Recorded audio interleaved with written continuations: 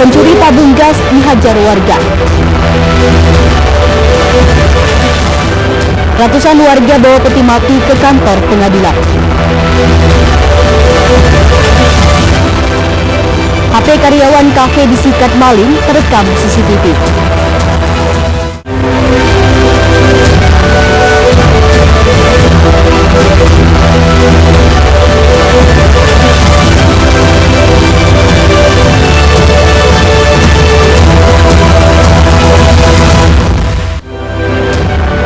Selamat pagi pemirsa, iNews Sumut kembali menyapa Anda. Selain 3 informasi utama tadi, kami hadirkan beragam informasi dari wilayah Sumatera Utara selama 30 menit.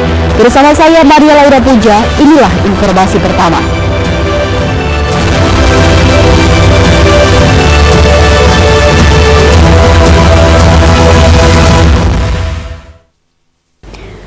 Pemirsa, seorang pemuda pelaku pencuri tabung gas Lebak Bulur dihajar warga setelah terekam kamera CCTV mencuri tabung gas ukuran 3 kg di salah satu rumah warga di Jalan Gagak Hitam, Kota Medan.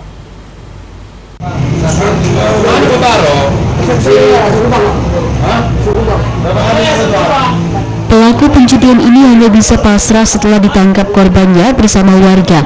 Pelaku dibekuk saat mencuri tabung gas. Warga yang geram bahkan sempat bergiliran mengejar pelaku hingga babak belur. Tertangkapnya pelaku bermula saat pelaku masuk ke dalam rumah melalui dinding triplek yang dijebol pelaku dari arah belakang. Tanpa disadarinya, aksinya ternyata terekam kamera CCTV. Korban pun langsung menangkap pelaku. Pelaku pun langsung mengakui perbuatannya. Namun warga yang tidak terima dengan ulah pelaku langsung menghajarnya hingga babak belur. Dari tangan pelaku, warga juga menemukan barang bukti kunci letter T dan tag. Beruntung nyawa pelaku berhasil diselamatkan setelah petugas kepolisian dari Polsek Sunggal tiba di lokasi. Warga mana kau? Dari di Gaza Selamat. Apa yang kau ambil?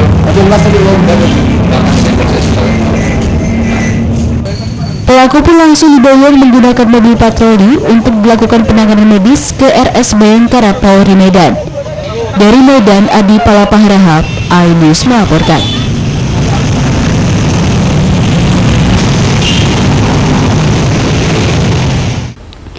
Pemirsa, setelah petugas dibantu warga melakukan pencarian selama 3 hari, Dio Wardana Hutapea 21 tahun yang sebelumnya dinyatakan hilang tenggelam di Sungai Bilah, Kabupaten Labuhan Batu, akhirnya ditemukan dalam kondisi tidak bernyawa. Saat ditemukan, jenazah korban mengambang di aliran sungai yang berjarak 2 km dari lokasi awal korban dinyatakan hilang.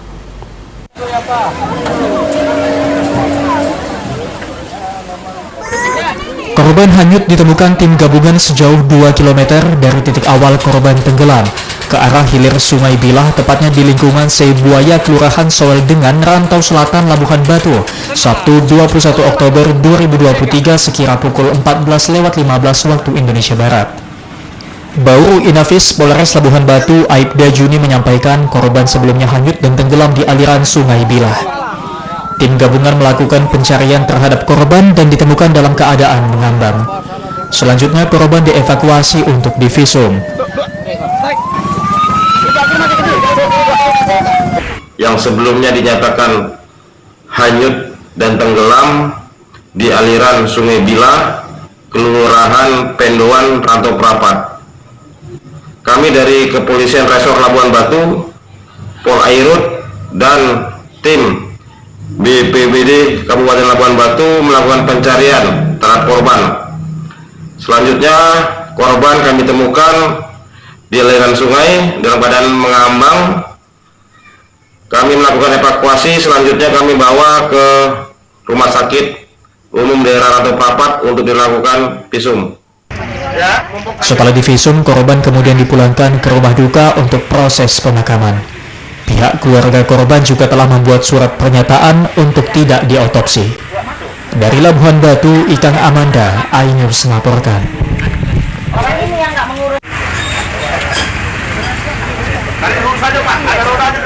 Pemirsa, seorang bocah terekam CCTV melakukan aksi pencurian uang senilai jutaan rupiah dari laci grosir sembako di Jalan Veteran Pasar 7, Desa Manunggal, Kecamatan Labuhan Deli, Kabupaten Deli Serdang, Sumatera Utara.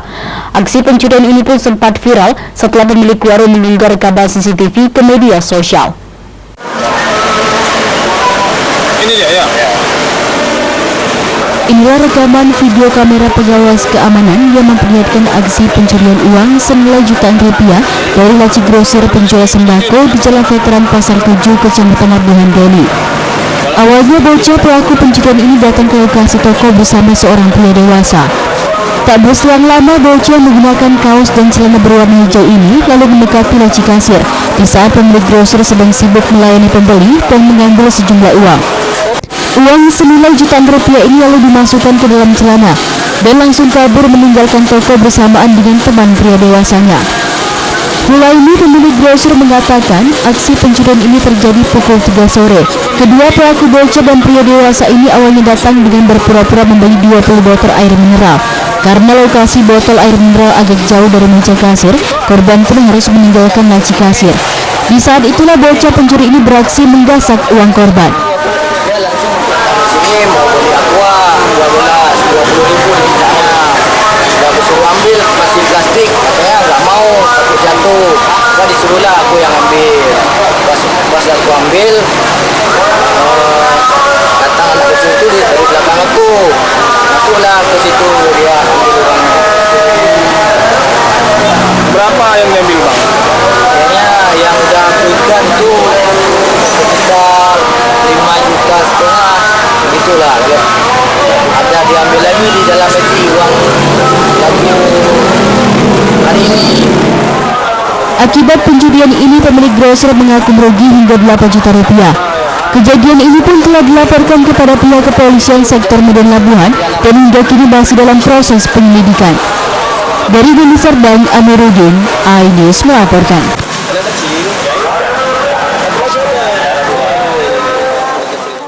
Pemirsa, pelaku penganiaya petugas Dinas Perhubungan ditangkap. Tetaplah bersama kami.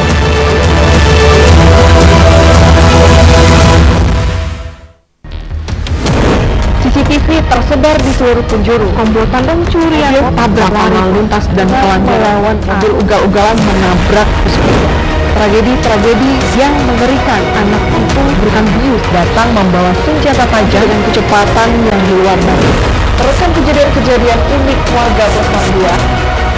Nama saya Brigadir Marcelina dan inilah dia program terekam. Selamat datang di iNews Today. Lengkapi pagi Anda dengan update informasi terkini. Apa penyebabnya? Apakah karena aspal ruas jalan ini ambles membentuk lubang? Boleh dikasih senjata? Kira-kira boleh. Saya punya di bawah supervisor. Kita akan langsung bergabung bersama saya Nur Ahmad. Sejumlah bahan pokok mulai mengalami kenaikan. iNews Today setiap Senin sampai Jumat pukul 10 pagi di iNews.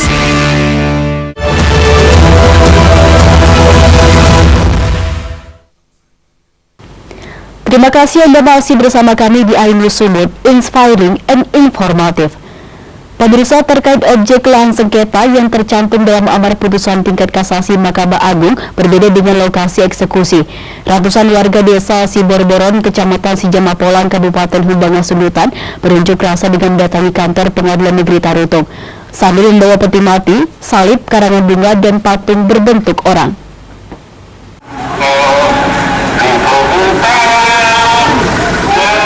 Ratusan warga desa Sibordoron, Kecamatan Sijamapolang, Kabupaten Humbanga Sundutan berunjuk rasa dengan mendatangi kantor Pengadilan Negeri Tarutung dengan membawa serta peti mati, salib, karangan bunga, dan patung berbentuk orang. Menurut warga, peti mati, salib, dan patung yang mereka bawa merupakan simbol matinya rasa keadilan hukum bagi masyarakat. Hal ini terkait objek lahan sengketa yang tercantum dalam amar putusan tingkat kasasi Mahkamah Agung berbeda dengan lokasi eksekusi, yang lokasinya berbeda di kawasan pemukiman warga Desa Siborboron, Kecamatan Sijamapolan, Kabupaten Hubanga Sulutan, Sumatera Utara. Dalam orasinya, warga pun meminta Ketua Pengadilan Negeri Tarutung meminta seluruh hakim yang menangani kasus ini mundur dari jabatannya karena rasa keadilan yang mereka putuskan tidak berpihak kepada rakyat. Warga pengunjuk rasa akhirnya diterima Humas PN Tarutung yang berjanji akan menindaklanjuti tuntutan warga kepada atasannya. Masih terbuka untuk upaya hukum, sepanjang tentunya masih sesuai dengan undang-undang. Masyarakat sudah didengar, tadi saya sudah sampaikan juga, kalau misalnya mau disampaikan secara tertulis silakan aja dan nanti kita teruskan ke pimpinan. Ya, kalau misalnya dari para pihak merasa ada keberatan keputusan, saya akan ajukan upaya hukum dan nilai kembali oleh pengadilan. Jadi kalau putusannya sudah dibacakan, itu putusan dari pengadilan negeri. Nanti kalau misalnya mereka dari para pihak mengajukan upaya hukum banding dan nilai sama pengadilan tinggi seperti itu. Apa yang ada di lapangan, di lokasi, apa yang diputuskan itu di Desa Utabagasan, yang harus dieksekusi sebenarnya harus juga di Desa Utabagasan, jangan di Siborboron. Karena mulai dari dulu itu Desa Siborboron, Kecamatan Ulanggancang tidak pernah berkaitan dengan Desa Utabagasan. Jadi ini sangat perlu, bukan hanya sebatas perlu, sangat penting. Karena paparan Kusumanala ini paparan Kusumanala semuanya ini, yang pemberi tanah kepada pihak si hukuman otar. Masnya bilang bahwa segala keluhan yang tidak sesuai dengan putusan, kalau kira-kira ada yang putusan yang tidak sesuai, ya kita buatkan nanti surat dari masyarakat, baru kita antar ke pengadilan. Selain berorasi, ratusan massa juga sempat berkeliling dengan membawa peti mati di sekitar kawasan pengadilan dan menjadi pusat perhatian warga. Dari Kabupaten Tapanuli Utara, Aris Fernando Mandalu, iNews melaporkan.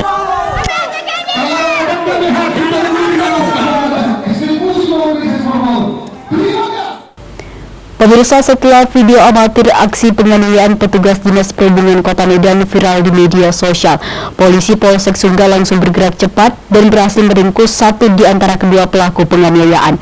Sementara satu pelaku lainnya hingga kini masih dalam pencarian. Nggak mau gitu, kenapa ini?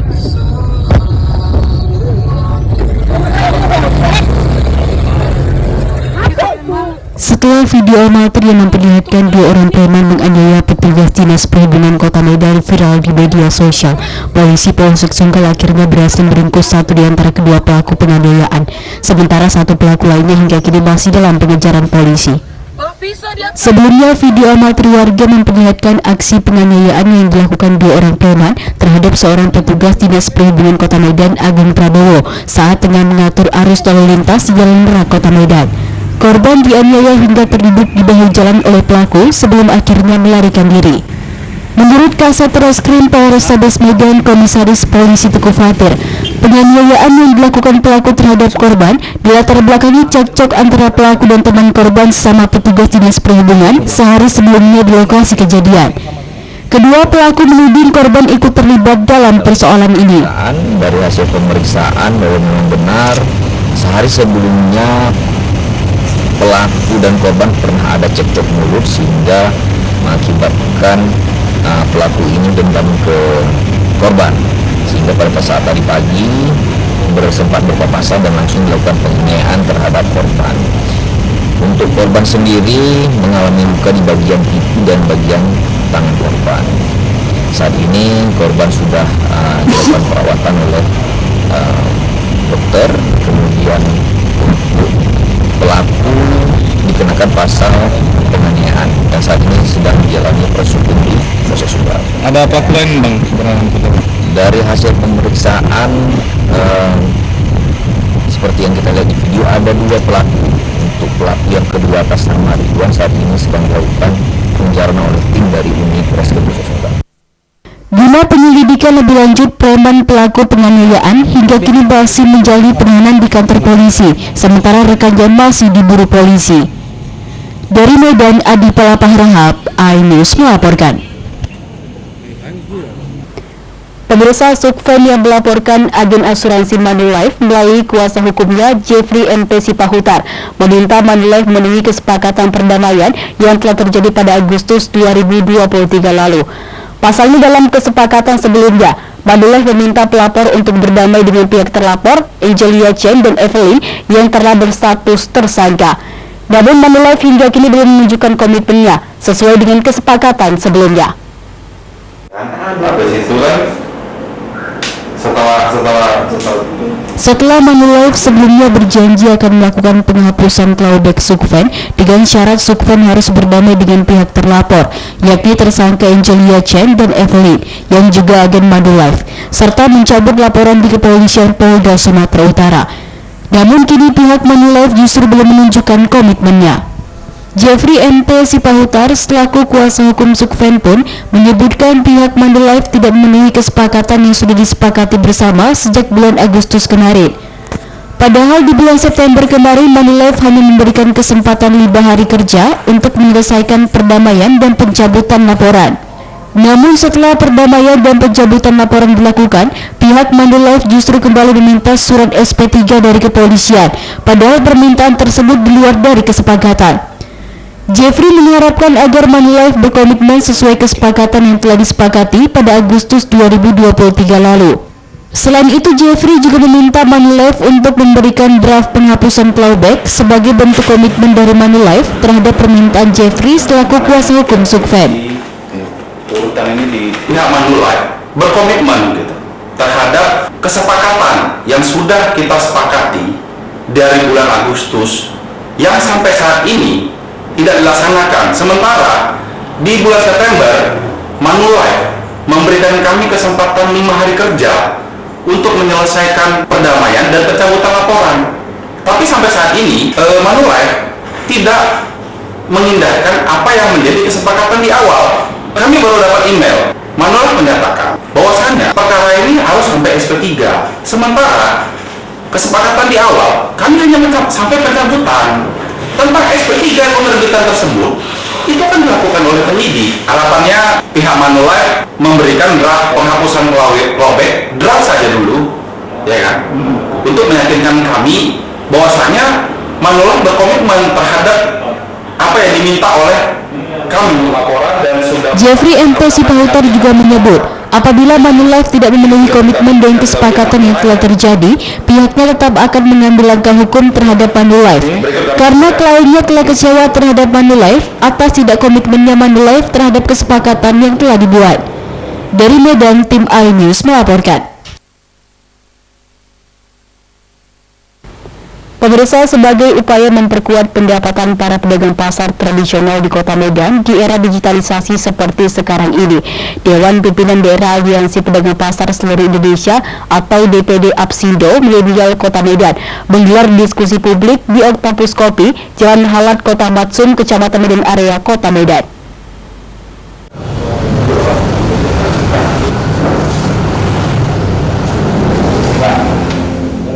Dewan Pimpinan Daerah Aliansi Pedagang Pasar Seluruh Indonesia atau DPD Apsindo Milenial Kota Medan menggelar diskusi publik di Octopus Kopi, Jalan Halat Kota Matsum, Kecamatan Medan Area, Kota Medan. Kegiatan ini dilakukan sebagai upaya memperkuat pendapatan para pedagang pasar tradisional di Kota Medan di era digitalisasi seperti sekarang ini. Dengan adanya berbagai aplikasi penjualan online di era digitalisasi saat ini, yang diantaranya aplikasi TikTok yang baru-baru ini ditutup oleh pemerintah. Diskusi publik yang dihadiri para pedagang pasar tradisional serta para pengusaha usaha mikro kecil dan menengah ini mengusung tema meningkatkan perekonomian pasar tradisional yang sehat di era digitalisasi milenial dengan subtema era digitalisasi pasar tanpa TikTok.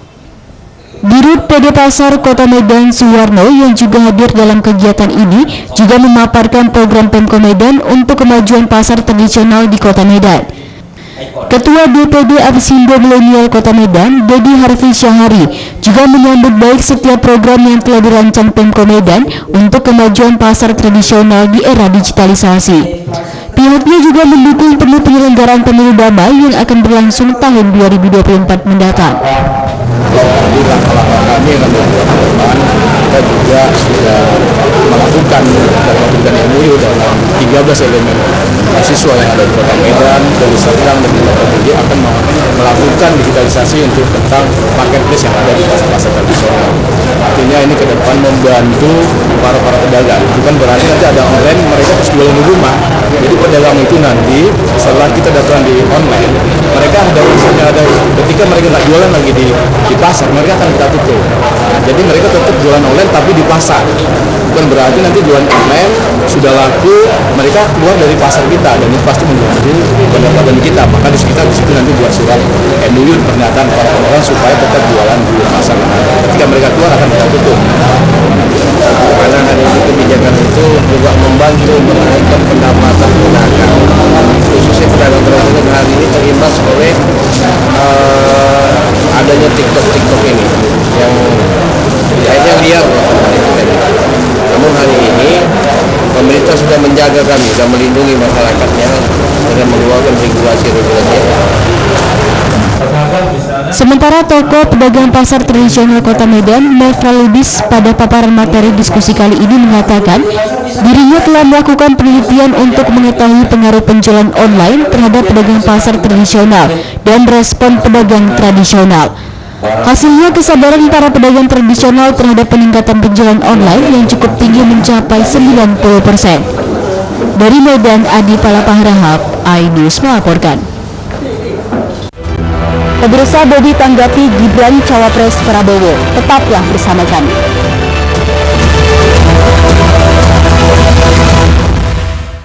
Enak, bikin matanya udah melek dan rasanya mantap.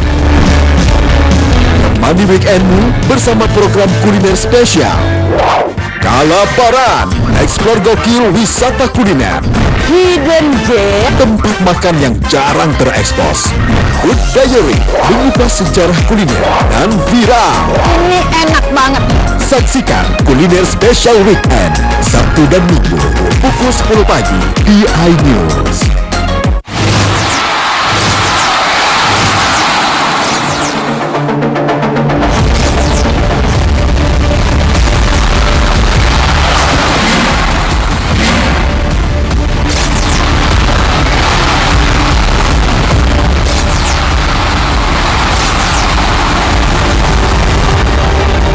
BWF European Tour 2023 live iNews, new home of badminton.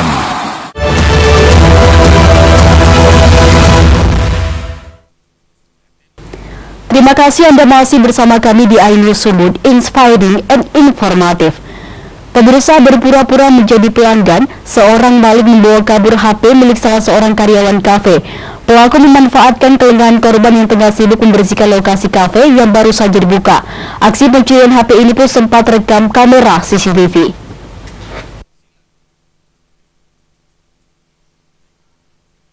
Aksi seorang pemuda mencuri satu unit handphone Android di salah satu kafe yang berada di Jalan HM Joni Medan, Sumatera Utara terekam kamera CCTV. Pelaku yang diduga sudah memantau keberadaan korban, awalnya berpura-pura sebagai pengunjung dan bertanya apakah kafe sudah buka atau belum. Pelaku pun kemudian pergi dan kembali lagi saat situasi kafe sepi ketika karyawan kafe sedang bersih-bersih. Melihat handphone yang sedang dicas di meja kasir, dengan secepat kilat pelaku membawa kabur handphone incarannya. Usai mencuri telepon seluler yang merupakan milik karyawan kafe, pelaku pun langsung melarikan diri ke arah Jalan Pasar Merah, Kota Medan. Di situ ya? Iya. Kejadian aku baru di belakang. Kebetulan yang ada di sini dan di sebelah sini ada yang kita itulah mereka yang tahu kejadiannya. Dan mungkin mereka nggak nampak siapa pelakunya. Tapi pas kebetulan mungkin 20 menit sebelumnya mereka udah yang mencuri itu dia udah ada kemari juga. Tapi nanya udah buka atau belum aja. Habis itu tinggi aja dia keluar. Kalau dari CCTV bang, pelakunya ada berapa orang? Satu orang bang. Naik apa dia bang? Naik kereta Matic dia bang. Ciri-cirinya kayak mana bang? Kulitnya agak hitam, agak tinggi, kurus. Dia pakai helm dia bang. Meskipun mengalami kerugian atas kehilangan HP, korban mengaku tidak membuat laporan ke pihak kepolisian. Namun korban menyebarkan rekaman CCTV aksi pencurian ini ke sosial media dan berharap pelaku dapat mengembalikan handphone miliknya. Dari Medan, Ahmad Ridho Nasution, iNews melaporkan. Pemirsa, Koalisi Indonesia Maju atau KIM telah memutuskan Gibran Raka Buming Raka yang merupakan putra Presiden Jokowi menjadi cawapres Prabowo Subianto pada Pilpres 2024. Menanggapi hal ini, adik ipar Bobi Nasution yang juga wali kota Medan mengucapkan selamat serta mendoakan perjalanan wali kota Solo ini berjalan lancar. Terusan nih, gak tahu sama nanya apa nih. Koalisi Indonesia Maju KIM minggu malam secara resmi telah mengumumkan pendamping calon Presiden Prabowo Subianto pada Pilpres 2024 mendatang, ialah wali kota Solo Gibran Raka Buming Raka. Menanggapi kabar tersebut, wali kota Medan Bobi Nasution yang merupakan adik ipar Gibran mengucapkan selamat kepada kakak iparnya dan mendoakan lancar sampai hari pemilihan. Ditanya mengenai dukungan mengingat Bobi telah ditugaskan oleh PDIP sebagai juru kampanye Ganjar Mahfud, Bobi tak banyak berkomentar. Dirinya pun berkata semoga tidak dilema. Bobi juga mengaku belum ada niatan untuk pindah partai pasca kakak iparnya ditetapkan sebagai cawapres. Namun suami Kahiyang Ayu ini berpesan agar silaturahmi sesama keluarga tidak terputus, sesuai dengan unggahan Bobi di sosial media Instagramnya. Ya, selamat pastinya. Ya, mudah-mudahan lancar nanti sampai hari pemilihan itu dulu. Di Lembang nggak nanti Mas? Hah? Di Lembang nggak nanti? Mas Gibran kan sama Mas Prabowo. Sementara Mas juga ditunjuk sebagai juru kampanyenya Pak Ganjar. Itu gimana? Itulah nanti aja komentarnya lah ya. Oh, jatuh itu. Apa? Nanti. Mudah-mudahan nanti tidak dilema. Ada rencana pindah partai Mas? Apa? Ada rencana pindah partai? Waduh, langsung pindah aja. Nanti. Kabar Gibran menjadi cawapres Prabowo disebut Bobi didapatnya dari berita dan televisi, bukan langsung dari kakak iparnya. Dari Medan, Ahmad Ridho Nasution, iNews melaporkan. Dia tahu Mas Gibran akan jadi cawapres, udah diberitahu. Baca-baca di berita. Ya. Makasih Pak. Pemirsa, Bea Cukai Teluk Libung Tanjung Balai Asahan melakukan pemusnahan 800-an lebih bal pakaian bekas dan sepatu serta jutaan batang rokok tanpa cukai. Pasalnya akibat penyelundupan barang-barang ilegal ini, potensi kerugian negara ditaksir mencapai 4 miliar lebih.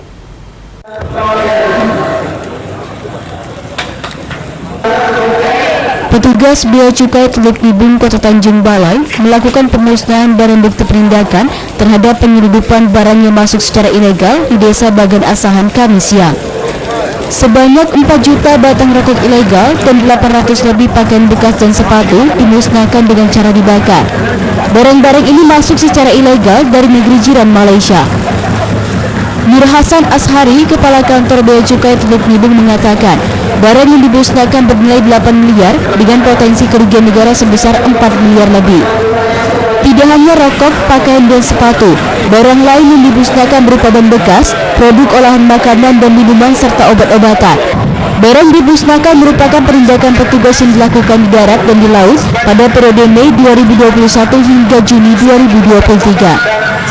Itu periode Mei 2021 sampai dengan Juni 2023. Barang yang musnahkan apa aja Pak? Barangnya ada balpres tekstil, balpres sepatu, rokok, makanan dan minuman, dan obat-obatan. Ini Pak sitaan dari mana Pak? Dari penumpang kapal atau Ya, penindakan campuran. hajinya Pak? Campuran Pak. Ada sebagian dari penindakan di laut, ada sebagian di darat. Yang sama-sama kami kerjakan dengan Bapak Kepolisian, Polres, dari Kejaksaan, dari Lanal, dan Satpol PP, dan teman-teman APH di lingkungan Tanjung Balai dan Asahan. Dengan dilakukan pemusnahan diharapkan memberikan efek jerah kepada pelaku pelanggaran yang dapat mengganggu perindustrian tekstil dalam negeri. Dari Asahan, Ulil Amri, iNews melaporkan. Informasi tadi mengakhiri iNews Sumut hari ini. Saya Maria Laura Puja atas nama tim redaksi yang bertugas mengucapkan terima kasih atas kebersamaan Anda. Selamat beraktivitas dan sampai jumpa.